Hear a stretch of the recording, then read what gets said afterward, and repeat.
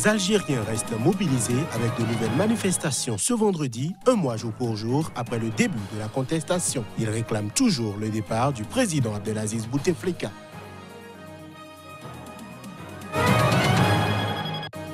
Au Comores, la population est convoquée aux urnes dimanche prochain pour élire son président. Le chef de l'État sortant, Azali Assoumani, sollicite son maintien à la tête du pays dans un climat assez tendu.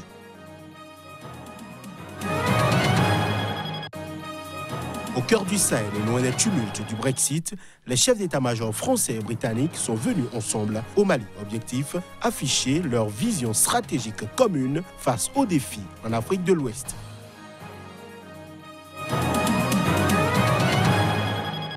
Voilà pour le sommaire de cette édition. Bienvenue, bonsoir. Les Algériens restent mobilisés avec de nouvelles manifestations ce vendredi, un mois jour pour jour après le début de la contestation.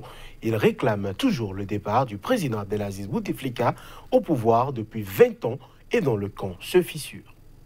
Les deux précédents vendredis ont vu une mobilisation record. Le 15 mars, des manifestations ont été enregistrées dans 40 des 48 préfectures du pays selon des sources sécuritaires. Et des diplomates ont évoqué des millions d'Algériens dans les rues. Des manifestants ont défilé à nouveau en très grand nombre dans les rues d'Alger pour réclamer le départ du président Abdelaziz Bouteflika au pouvoir depuis 20 ans. Aucun chiffre n'est disponible et le nombre des manifestants est difficile à établir. Mais un cortège extrêmement compact remplit les rues convergeant vers la Grande Poste, bâtiment emblématique au cœur de la capitale algérienne.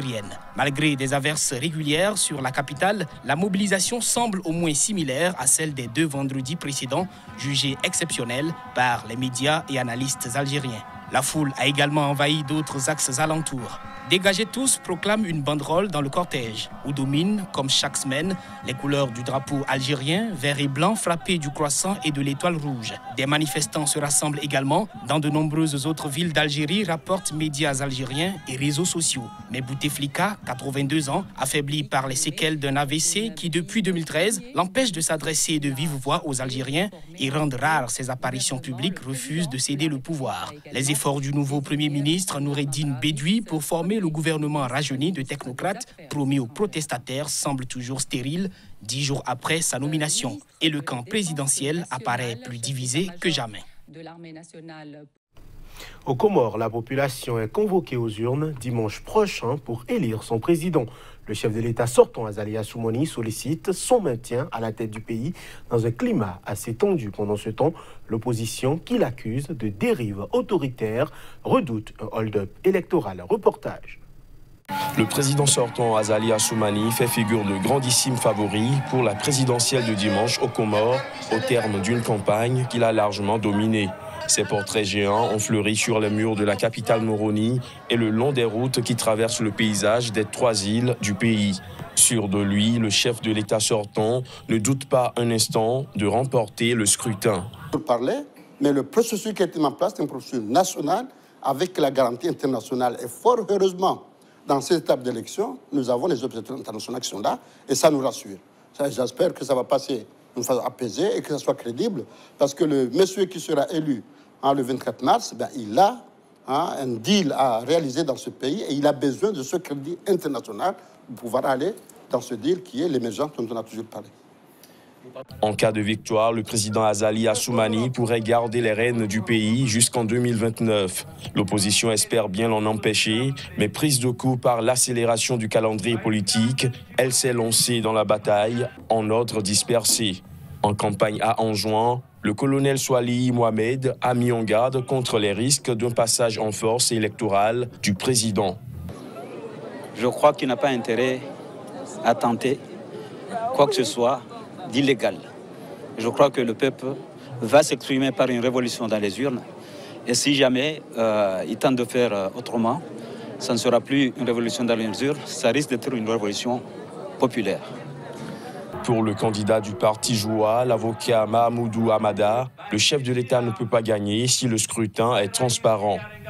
Donc, je crois que le président Azali, malheureusement, s'est permis à ce que tout le monde soit contre lui au jour d'aujourd'hui par ces prises de décision qui ont fait que le pays est arrivé là où nous en sommes. Plus que la crainte de fraude, les partisans de l'opposition reprochent au pouvoir sortant la pauvreté persistante de la population et le train de vie exorbitant des dirigeants. 2 enseignants burkinabés enlevés en début de semaine ont été retrouvés morts à Koutoukou, dans une région du nord du Burkina Faso. L'annonce a été faite ce mercredi par le ministre en charge de l'Éducation nationale, Stanislas Ouaro. Les détails. Nouvelle preuve de l'insécurité grandissante au Burkina Faso. 2 enseignants enlevés ont été retrouvés morts à Koutoukou, dans une région du nord du pays. Les 2 hommes avaient été enlevés sur l'as Thibaut Kongoussi par des individus armés. Selon une source sécuritaire, les corps des enseignants ont été retrouvés par des habitants de Koutoukou qui ont alerté les forces de l'ordre. Les 2 corps portaient des impacts de balles et les constats ont révélé qu'ils avaient été exécutés quelques heures avant leur découverte. Les recherches sont toujours en cours pour retrouver les responsables de ce double homicide. En proie depuis 4 ans à des attaques terroristes de plus en plus régulières et meurtrières, le Burkina Faso est également confronté à une multiplication d'enlèvements. Un prêtre burkinabé a été enlevé dimanche dernier près de Djibo, chef-lieu de la province du Soum, dans la région du nord du Burkina Faso, frontalière du Mali. Plusieurs ressortissants étrangers ont également été enlevés ces derniers mois au Burkina. Un Italien, Lucas Tacheto, et sa compagne canadienne Edith Bless sont portés disparus depuis mi-décembre alors qu'ils devaient faire la route entre Bobo-Dioulasso et Ouagadougou. En septembre 2018, un Indien et un Sud-Africain ont été enlevés sur la mine d'Ordinata au nord-ouest. Je l'annonçais en titre, au cœur du Sahel, l'Union Jack flotte ce matin aux côtés du drapeau bleu-blanc-rouge. Loin des tumultes du Brexit, les chefs d'état-major français et britanniques sont venus ensemble au Mali pour afficher leur vision stratégique commune face aux défis en Afrique de l'Ouest. Les images. Nous restons les nations combattantes en Europe, lance en français le général Nicolas Carter, devant une centaine de soldats britanniques déployés à Gao, la principale ville du nord du Mali, avec 3 hélicoptères lourds Chinook pour prêter main forte à l'opération anti-djihadiste française Barkhane. En Europe, c'est avec la France que nous avons la relation bilatérale la plus étroite, assure le chef d'état-major britannique qui accompagne son homologue français, le général François Lecointre, pour une tournée ouest-africaine en passe de s'achever ce vendredi au Nigeria. Les accords de Lancaster House en 2010 ont renforcé la coopération entre Paris et Londres dans la défense. Depuis le vote sur le Brexit, les 2 pays répètent leur attachement aux liens militaires franco-britanniques, assurant qu'ils ne seraient pas affectés par la sortie du Royaume-Uni de l'Union européenne. Depuis juillet 2018, les Chinooks britanniques fournissent une aide précieuse aux troupes françaises sur l'immense théâtre sahélien. En un peu plus de 7 mois, ces appareils à 2 rotors ont volé plus de 750 heures pour transporter quelques 4200 personnels français et 252 tonnes de frais. Londres pourrait choisir de porter ses efforts sur la région du lac Tchad, gangrénée par le groupe djihadiste nigérien Boko Haram, où la dégradation sécuritaire inquiète de concert les états-majors français et britanniques. Pour le général Carter, il y a un problème plus chronique, la nécessité de construire les capacités sécuritaires au Nigeria. C'est une mission de longue haleine qui ne sera pas accomplie du jour au lendemain. Les leaders de la coalition Lamouka sont réunis à Bruxelles plus de 2 mois et demi plus tôt, après la présidentielle en République démocratique du Congo.